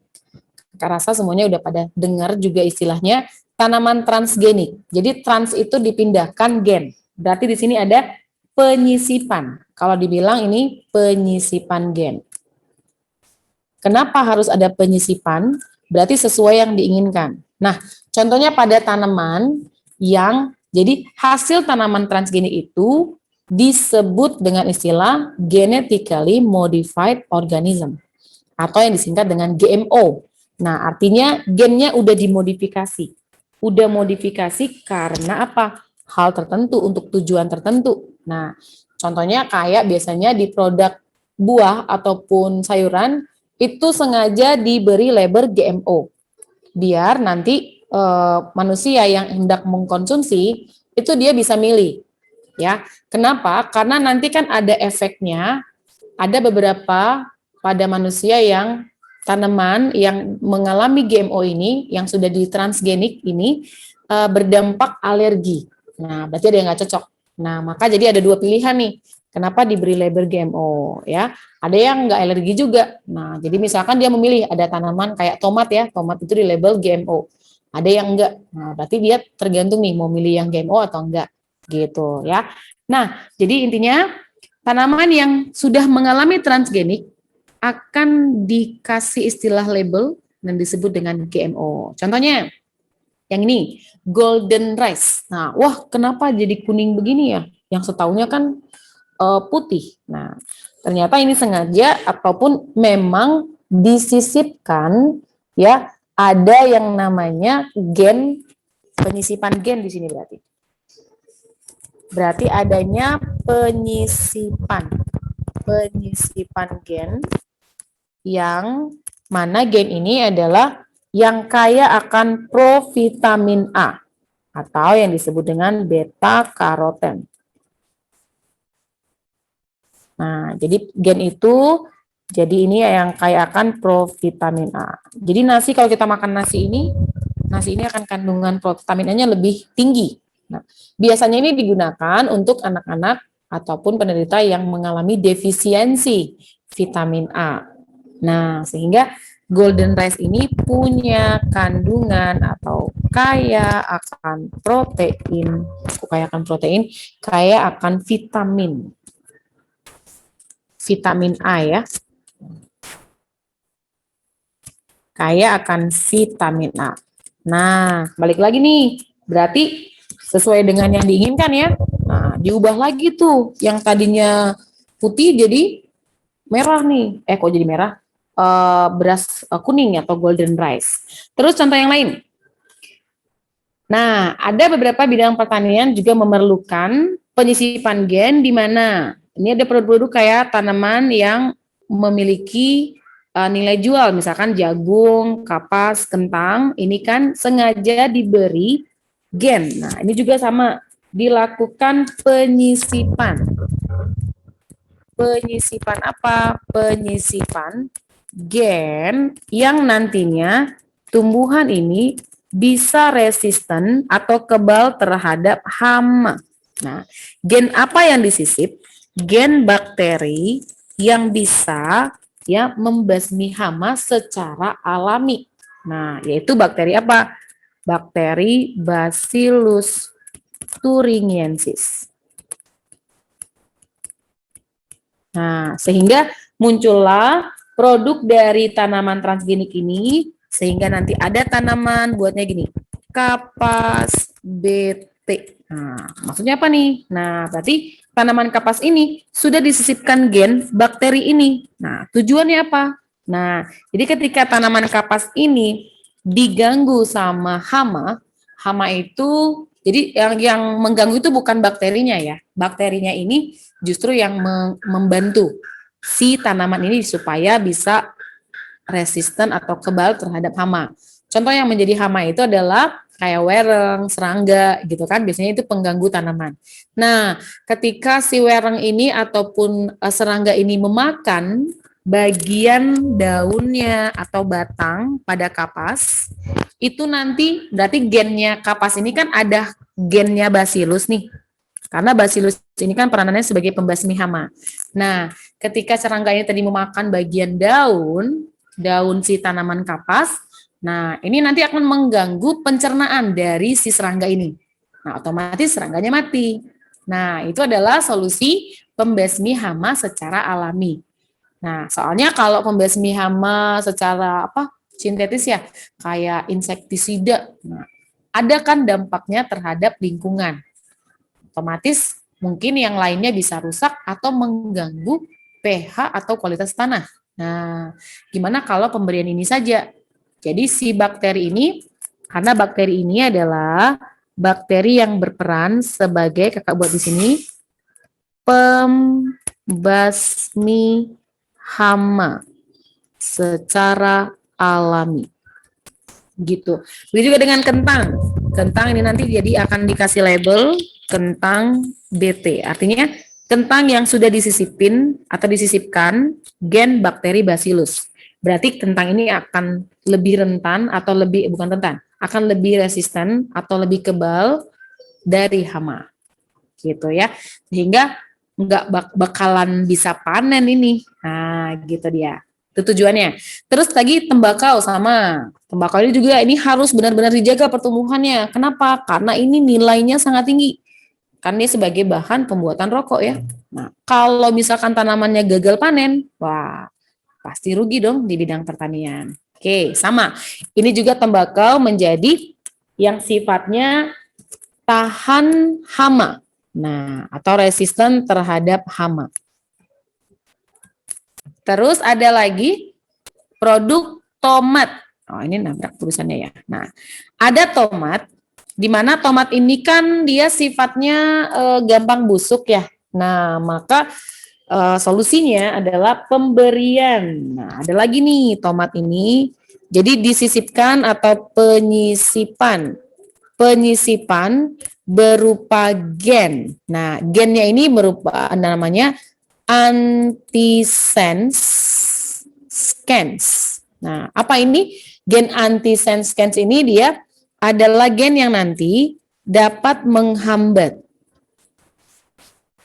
Jadi dihambat enzim, ya, kerja enzim yang untuk sebagai pembusuk.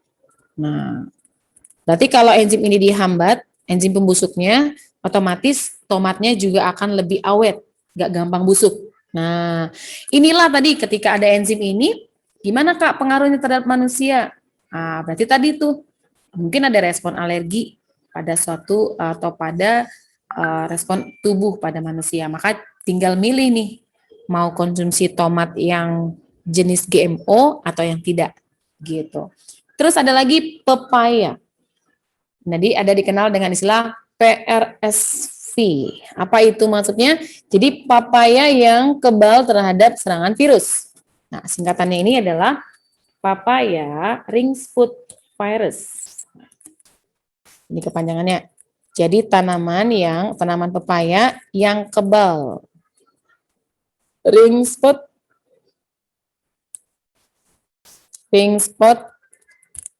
virus. Nah, inilah beberapa contoh dari tanaman transgenik. Nah, tujuannya satu, supaya bisa ada tanaman yang kaya akan protein tertentu, maka disisipkan gen. Terus ada tanaman yang paling penting itu bisa supaya tanaman ini benar-benar memang bebas hama. Karena kalau nanti dia diserang hama akan gagal panen ya. Nah, ini yang akan diusahakan oleh manusia.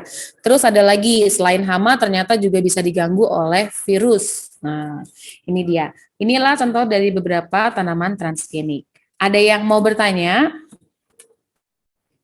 Bisa diikuti. Halo? Bisa, Kak. Kita lanjut kalau begitu. Nah, ini tadi yang kakak omongin, salah satu yang sering juga ditanya dalam soal tryout gitu ya, yaitu di bidang kesehatan. Yang mana ada namanya tahapan teknologi rekombinan DNA. Apalagi nih? Itu sebenarnya sama dengan tahapan atau teknik plasmid. Sama ya. Kenapa disebut teknik plasmid? Nah, kenapa disebut teknik plasmid? Ya kan, apa alasannya? Nah, berarti ada kaitannya nih.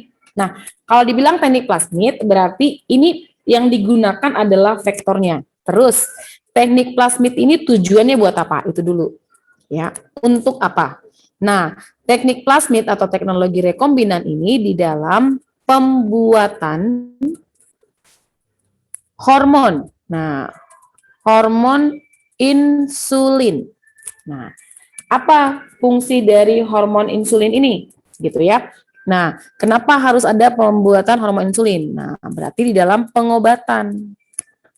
Pengobatan apa? Pengobatan tadi kakak bilang ada diabetes mellitus.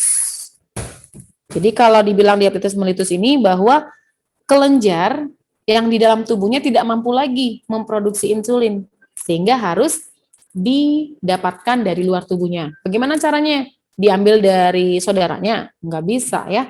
Nah, ini harus benar-benar diproduksi dalam tubuh ataupun kelenjarnya yang bertugas gitu. Nah, ataupun tinggal mendapatkan berupa insulinnya gitu ya. Nah, maka dilakukanlah teknik plasmid ini. Dan kita mau tahu apa saja yang dibutuhkan. Nah, atau bahan-bahannya. Ketika kita mau melakukan teknik plasmid nih. Yang pertama, bahannya itu kita pastinya butuh gen target. Apa itu gen target? Nah, berarti karena kita tadi mau membuat insulin, berarti kita ambil gen yang menghasilkan insulinnya dari dalam tubuh. Siapa gen targetnya? Kelenjar ya. Kelenjar pankreas. Kenapa disebut target, Kak? Karena kita mau pengen gen dari pankreas ini mau membentuk insulin gitu. Terus habis sudah tahu gen target, apalagi nih yang dibutuhkan?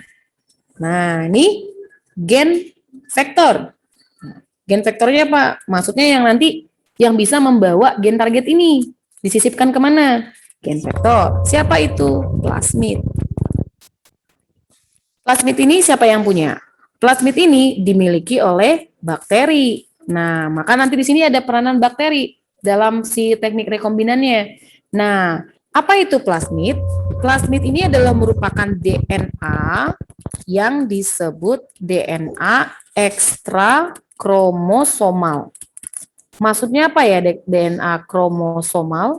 Jadi dia itu bisa membawa gen asing, plasmid ini ya. Jadi kalau misalkan bakteri, ini kakak ada gambarnya. Jadi bakteri itu, nah ini bakteri, dia punya 2 DNA, jenis DNA.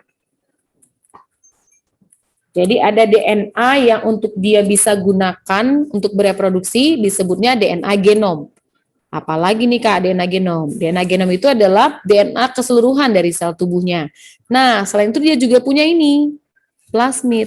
Nah, jadi ini yang disebut dengan DNA. Jadi dua-duanya ini masih DNA ya.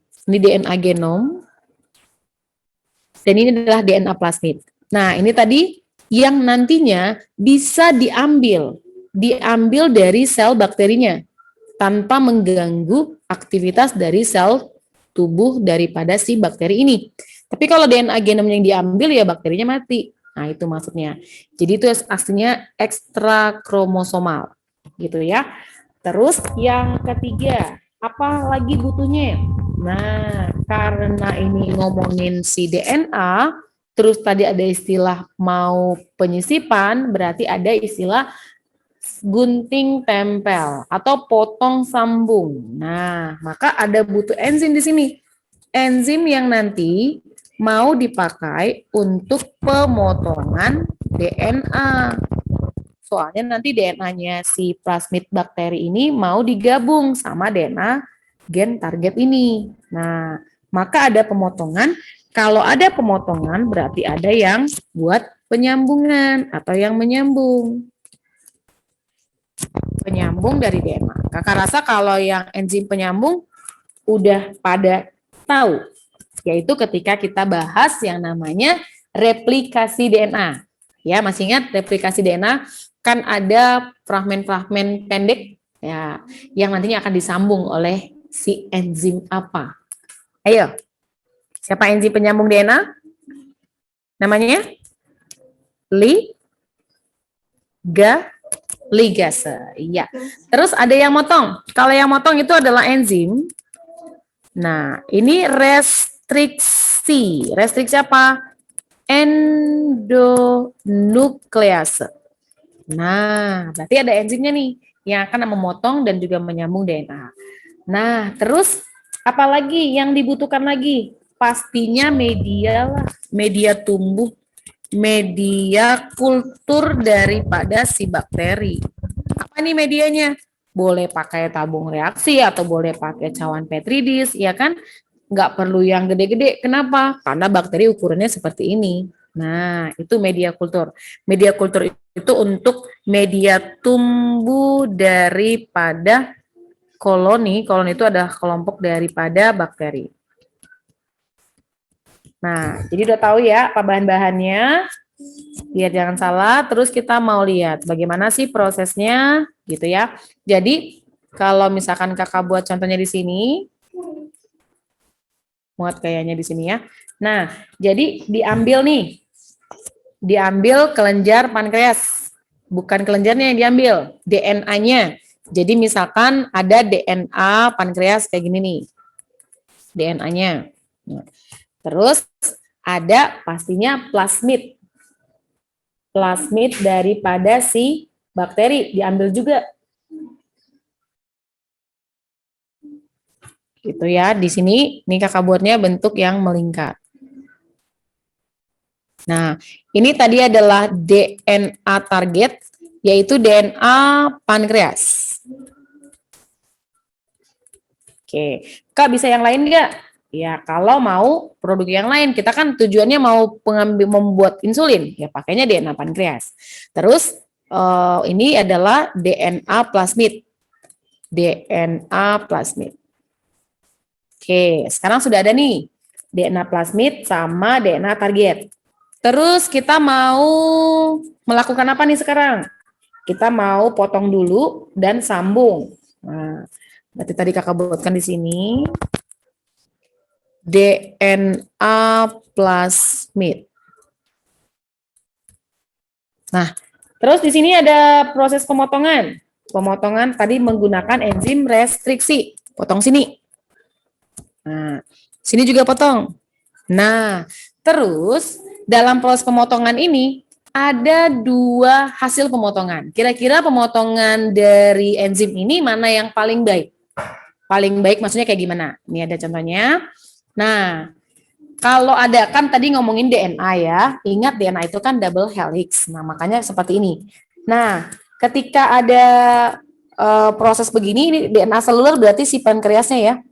DNA sel pankreasnya. Sama DNA plasmidnya tadi yang dimiliki oleh bakteri. Nah, sekarang proses pemotongan. Nah, pemotongan dengan apa tadi? Enzim restriksi endonuklease atau endonuklease restriksi sama. Nah, ini kan ada DNA. Gimana proses pemotongannya? Coba lihat.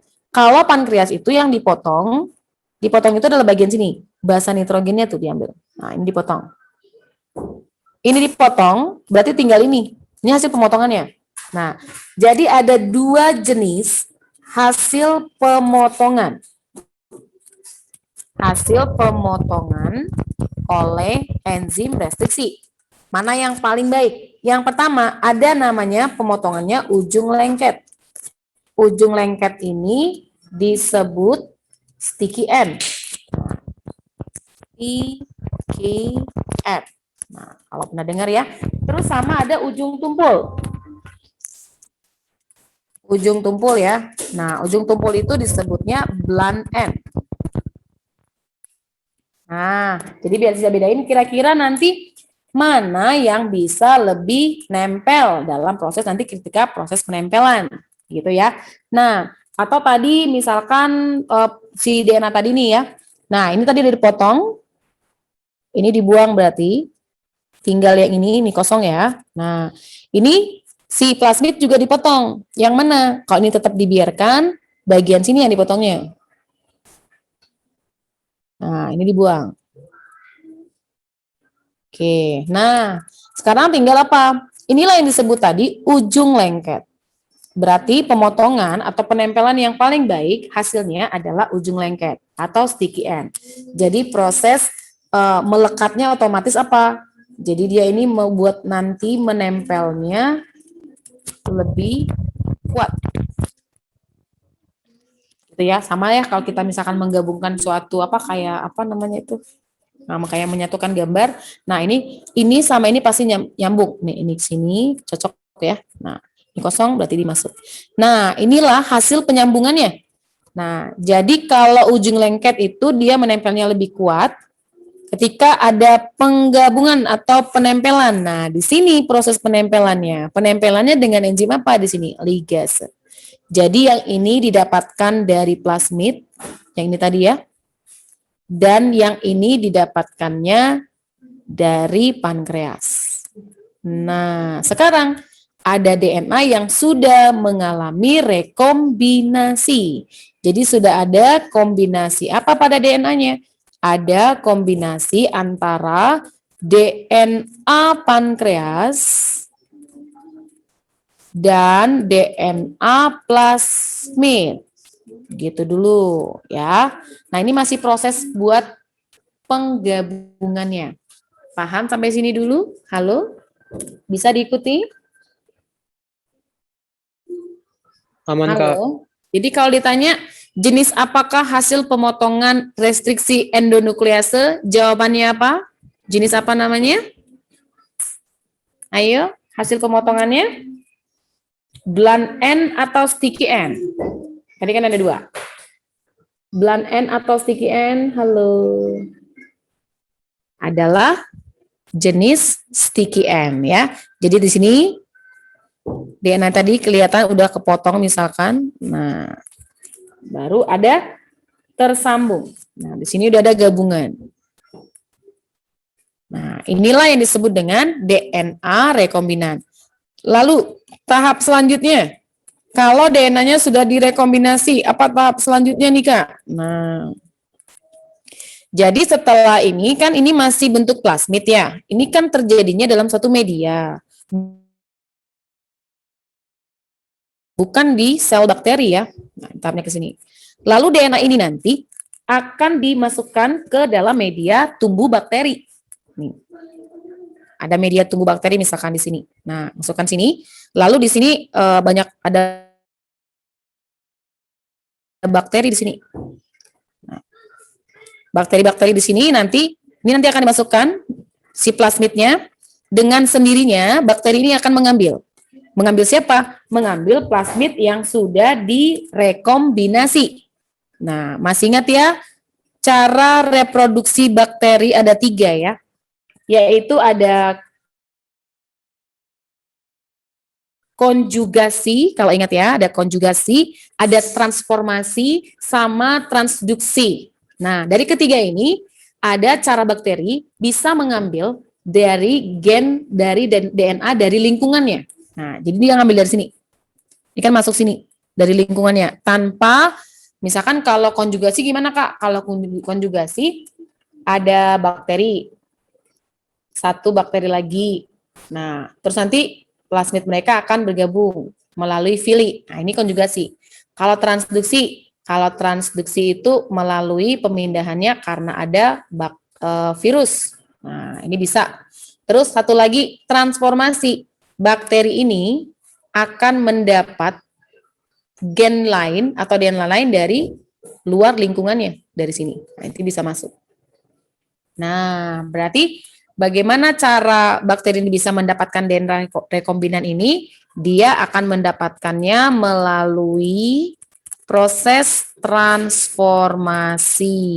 Nah, transformasi ya. Nah, lalu bakteri itu nanti akan dengan sendirinya untuk bisa berkembang biak ya, dia bertambah banyak dengan setelah dia berkembang biak dia akan memproduksi insulin jadinya. Nah, jadi bakteri ini akan dapat memproduksi insulin. Kok bisa? Nah, karena di DNA bakteri ini sudah ada siapa? Gen insulin, yaitu siapa tadi? Nih, DNA pankreas. Gitu, sehingga bisa ada proses pemanenan. Nah, lalu bakterinya Kak yang nanti disuntikan kepada penderita? Enggak, tetap insulinnya. Gitu. Insulinnya itu nanti akan diambil, akan diekstrak dari bakteri yang memproduksi ininya. Gitu ya. Itu tahapan dari teknik plasmid. Hal apa yang perlu ditekankan adalah ini, enzimnya suka keluar. Enzim pemotong dari DNA tadi adalah restriksi endonuklease. Lalu ada penyambungan, enzim ligase. Terus, ketika ada proses pemotongan, ada 2 jenis pemotongan, dan pemotongan yang paling baik itu adalah ujung lengket. Ujung lengket itu di mana mudah menempel ketika ada penyambungan atau yang disebut dengan istilah sticky end. Nah, lalu ketika ada proses penyambungan dibutuhkan enzim ligase. Nah, setelah DNA rekombinasi ini berhasil, nah ini nanti akan dimasukkan ke media bakteri. Di sini banyak bakteri di media tumbuhnya, maka nanti bakteri ini akan mengambil dengan sendirinya DNA rekombinan ini, nah melalui proses transformasi, gitu ya, sehingga bersama dengan bakteri bisa tumbuh terus, dia bisa memproduksi ini, insulin. Nah, ini adalah merupakan langkah ataupun tahapan dari teknik plasmid. Bisa ya? Ada yang mau bertanya? Masih kedengaran suara kakak di sana? Halo? Kedengeran Kak. Nah, bisa ya? Oke. Nah, ini tadi tahu jenis pemotongannya. Nah, kalau begini soalnya, apa jawabannya dong? Apa enzim yang digunakan dalam rekayasa genetika untuk memotong polinukleotida dari bagian untaian DNA? Yang B Kak. Iya, yang B. Ada yang mirip-mirip ya, ekso apa endo? Nah, apa itu? Endonuklease restriksi. Kalau yang nyambung tadi siapa? Ligase. Ligase. Oke, kalau plasmid tadi apa fungsinya? Sebagai pembawa atau vektor. Oke. Vektor gen asing. Oke. Lalu ada yang nanya nih, Kak, apakah hanya untuk pembuatan insulin aja digunakan teknik plasmid? Enggak. Contohnya kayak mau buat hormon lain. Contohnya kayak hormon pada tumbuhan, pada hewan nantinya. Gimana supaya hewan ini atau sapi ini dia bisa ngasilin daging yang banyak sama susu yang banyak. Nah, dikasih hormon pertumbuhan. Nah, untuk membentuk hormon pertumbuhan itu sama dengan penyisipan apa? Penyisipan gen lagi dengan teknik plasmid. Nah, berarti bukan kelenjar pankreas dong yang diambil, kelenjar hormon kelenjar apa ya yang menghasilkan hormon pertumbuhan? Nah, misalkan kayak hormon tiroid, kelenjar tiroid bisa, atau kelenjar hipofisis, ada growth hormon di situ kan. Nah, jadi gennya itu yang diambil. Oke. Nah, itu untuk pemotongan polinukleotida atau pada DNA. Kita lanjut. Nah, kalau yang ini juga tadi masih banyak yang salah. Ayo, ini apa jawabannya? Udah ketahuan harusnya ya. Yang mana nih? Yang salah? Yang B, Ini. Kak. Yang tidak cocok. Kalau enzim transkripsi memotong DNA ini benar. Katanya ligase itu buat motong DNA. Harusnya buat menyambung.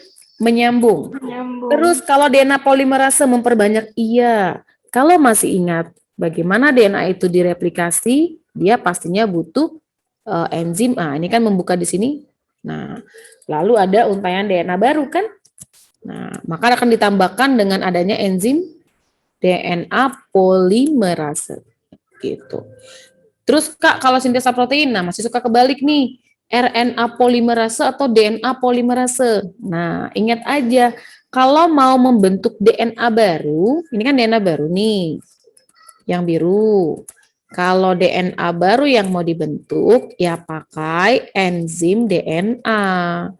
Enzim DNA. Karena ini mau ditambahkan dalam banyak, maka DNA polimerase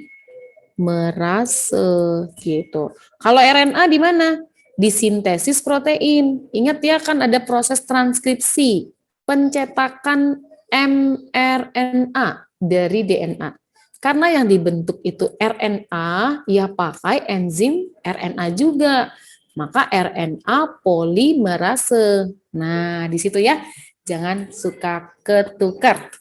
Nah, kalau reverse transkriptase memproduksi DNA dari mRNA, ya ini benar. Kalau pernah dengar ini ada kasus si jenis virus yang bernama retrovirus.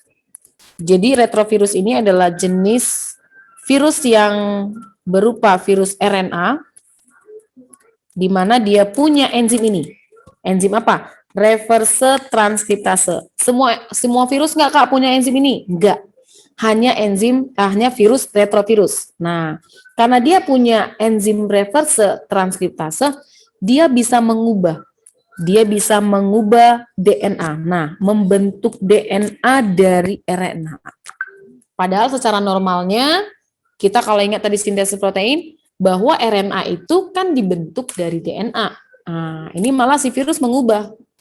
Dia membalikkan bahwa RNA itu bisa jadi DNA gitu loh. Nah, ini contohnya virus yang sifatnya dapat mengubah RNA itu jadi DNA adalah virus HIV. Nah, itulah sebabnya hingga saat ini itu kan belum bisa, bahkan tidak ada obatnya tuh. Nah, terus elektroforesis, iya ini bisa memisahkan fragmen daripada DNA. Oke, ini tadi benar. Jawabannya adalah B. Bisa ya? Ada yang mau bertanya? Belum ada. Kakak bisa lanjut? Lanjut, Kak. Nah, kalau ini kan juga sering nih di bidang kesehatan. Di bidang kesehatan nggak nih ya? Kesehatan atau bisa atau peternakan nih. Nah, transfer inti. Ada tadi ya di pretestnya. Kira-kira ini bagaimana tahapannya atau apa yang perlu dipahami di dalam cloning ini? Nah, cloning ini tadi sama dengan kultur jaringan yang mana dia merupakan hasil bentuk dari reproduksi vegetatif. Kalau ngomongin vegetatif, berarti sifatnya atau keturunan anaknya itu identik. Ya, F1 ya, atau anakannya itu sifatnya identif. Kok jadi identif? Identik. Identik dengan induknya. Gitu. Identik dengan induk. Coba lihat dari gambar hasil dari cloning. Ada domba A sama domba B. Anakannya ini mirip siapa nih? Anakannya. Ayo. Identik dengan domba? Yang Iya, identik dengan domba A. Padahal kalau kita tahu proses fertilisasi tidak ada menghasilkan keturunan yang identik. Fertilisasi ya, kalau fertilisasi itu berarti ada penggabungan gen ayah dengan ibu, gitu kan? Berarti ada DNA-nya bergabung, maka ada rekombinasi, ada variasi berarti. Nah, tapi kalau untuk cloning, nah karena di sini prosesnya transfer inti, bukan peleburan, beda. Nah, sehingga ada nanti yang identik banget dengan salah satu induknya. Terus lihat lagi nih, kan nanti perkembangan embrionya di tubuh yang domba B. Nah, yang A ini adalah, kakak kasih nama dulu. Nah, ini dia ada percobaan pada domba Findors. Findors dengan domba Blackface. Nah, apa yang dilakukan di sini? Nah, Findors ini diambil, jadi diambil dari pengambilan sel. Sel apa? Sel somatik di sini. Apa itu Kak sel somatik? Sel somatik itu adalah sel tubuh. Apa yang diambilnya? Sel mamai. Sel mamai itu kan kelenjar susu. Nah, ini berarti bagian betina nih. Nah, diambil satu selnya. Sel mamai ya, mamai itu sel. Berarti catatannya lagi untuk transfer inti, tidak ada peranan daripada sel sperma di sini. Jadi nggak ngegunain sel sperma di sini. Makanya tadi vegetatif. Lalu ini apa dong? Blackface ini adalah pengambilan sel ovum. Nah, sel ovum berarti yang mana sel ovumnya nanti inti dari sel ovum itu memang sengaja dirusak. Nah, berarti jadi kosong nih, intinya nggak ada. Nah, maka terjadilah transfer. Nah, transfer inti. Inti yang dari sel mamae akan ditransfer. Inti dari sel somatik. Inti dari sel mamae akan ditransfer ke sel ovum. Nah, ini. Berarti sekarang ada sel ovum yang di dalamnya inti dari sel mamae. Gitu ya. Nah, setelah ditransfer, ini nanti akan dibantu proses penggabungannya dengan adanya energi listrik. Nah, terus setelah sel ovum ini berhasil transfer intinya, maka akan ditransfer lagi ke rahim. Ke rahim induk Blackface. Kok bisa? Karena yang punya sel ovum ya, supaya lebih cocok ya pakainya induknya Blackface. Nah, berkembanglah di rahim induk ini embrio. Coba lihat, padahal di tubuh Blackface berkembangnya, tapi yang dilahirkannya adalah yang sangat mirip dengan Findors. Gitu ya. Kenapa bisa? Karena tidak ada lagi DNA ataupun gen dari Blackface yang bisa dia turunkan. Karena tadi kan dirusak di sini. Ini udah nggak ada lagi. Nah, tapi ketika misalkan di sini sel sperma dengan sel ovum, mungkin di sini terjadi apa? Kombinasi kan? Nah, kombinasi atau gabungan dari kedua induknya ini. Tapi kenapa ini malah mirip banget sama persis dengan Findors? Nah, gitu. Nah, berarti ingat lagi fungsi dari inti ya. Karena dalam inti itu kan ada DNA ataupun gen. Nah, berarti dia yang bersifat menurunkan sifat dari induk ke anaknya. Gitu ya. Jadi dari rahim induk ini embrio berkembang dan lahirlah. Nah, ini kan tetap sama normal, dia akan beranak terus menghasilkan domba doli di sini. Nah,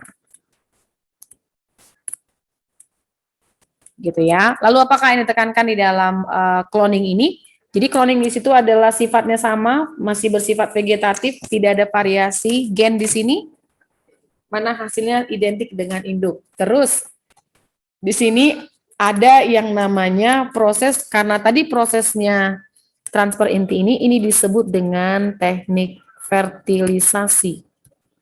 Fertilisasi in vitro namanya. Nah, itu dia. Terus kita mau bandingkan. Nah, ini tadi ada pretestnya ya. Masih ada juga yang salah. Ini jawabannya apa berarti? Ini ada pretestnya tadi kan.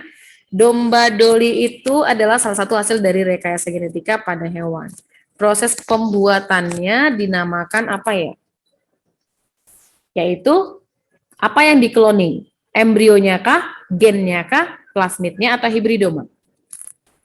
Yang B bukan Kak. Ini adalah transfer inti ya. Kalau teknik plasmid udah pasti sangat salah karena ini untuk apa tadi? Teknik plasmid. Dalam apa tadi salah satu contohnya? Pembuatan hormon apa? Hormon insulin. Dan di sini melibatkan apa yang namanya? Melibatkan DNA. Sementara kalau cloning itu tadi intinya yang ditransfer. Tidak ada proses penyambungan ataupun potong di sini. Gitu ya. Nah, kalau hibridoma ini sebenarnya peleburan atau fusi sel. Peleburan atau bisa disebut fusi sel yang berbeda. Nanti bisa menghasilkan suatu sifat atau yang namanya peleburan fusi sel yang berbeda yang nanti produknya berupa antibodi monoklonal. Akan jelaskan nantinya ya, monoklonal. Oke. Nah, ini dia untuk soalnya. Kita lanjut lagi di bidang kesehatan, itu bayi tabung. Nah, kayak gimana sih gambaran bayi tabung itu? Masih banyak juga yang masih bingung ya, apakah ini nanti sampai dia 9 bulan di dalam tabung? Tidak ya. Nah, kalau bayi tabung, ini hanya proses fertilisasinya yang dibantu. Jadi ini tetap bentuknya reproduksi secara generatif. Nah, kenapa? Karena di sini tetap memerlukan atau menggunakan sel telur dengan sel sperma. Nah, kenapa harus ada bayi tabung ini? Nah, ini adalah sama tekniknya. Secara apa? Fertilisasi in vitro. Fertilisasi in vitro. Nah, jadi itu menggunakan media. Nah, kenapa harus ada fertilisasi in vitro ini atau bayi tabung ini? Mungkin karena ada faktor hormon atau yang namanya atau gangguan pada bagian saluran telurnya atau di oviduknya atau di tuba falopinya ya. Nah, lalu apa yang perlu ditambahkan di sini? Yang perlu ditambahkan di sini, coba lihat di sini ada hormon stimulan. Kenapa? Karena di dalam media, ini medianya ya. Di dalam medianya ini banyak terdapat sel telur. Sel telur yang jumlahnya relatif banyak. Padahal yang kita tahu, dalam satu siklus pembentukan ovum, sel telur itu yang berfungsi hanya satu. Benar nggak? Masih ingat oogenesis? Ini ada satu sel membelah, terus yang ini satu, yang ini polosit. Gitu kan? Yang ini mati, dan yang ini juga jadi mati. Cuman satu yang fungsional, gitu ya. Nah, terus kalau misalkan hanya satu di sini, kira-kira gimana peluangnya? Padahal ini tekniknya udah menggunakan alat-alat yang canggih, otomatis biayanya juga relatif lebih mahal kan? Nah, maka apa yang dilakukan supaya sel ovumnya bisa lebih banyak? Ini dia, dengan pemberian hormon, stimulan hormon. Di sini ada tulisannya, kelihatan? Nah, jadi supaya sel telurnya itu bisa dalam jumlah yang banyak, maka diberikan stimulan atau pemberian hormon. Hormon apa? Hormon HCG. Apa ini HCG? Hormon chorionic gonadotroph. Fungsinya buat memperbanyak jumlah ovumnya, sel telurnya. Kalau spermanya gimana, Kak? Kalau sel sperma emang jumlahnya banyak. Maksudnya ketika spermatogenesis pun satu sel ini membelah jadi dua, ini tetap berfungsi dan menjadi 4. Gitu kan kalau spermatogenesis? Maka kalau satu sel sperma membelah menjadi 4. Berarti kalau ada 100, nah berarti kalikan. Nah, gitu. Nah, maka yang perlu ditambahkan di sini adalah pada wanitanya dengan pemberian hormon. Maka ketika pemberian hormon ini ada, lalu dicek lagi, sel telur akan diambil dalam jumlah yang banyak, terus sperma juga begitu, dan akan diketemukan dalam satu media. Nah, kira-kira ini berlangsung atau berhasil, maka akan terbentuk embrio. Lalu embrio itu akan kembali atau akan dimasukkan lagi ke dalam rahim ibunya.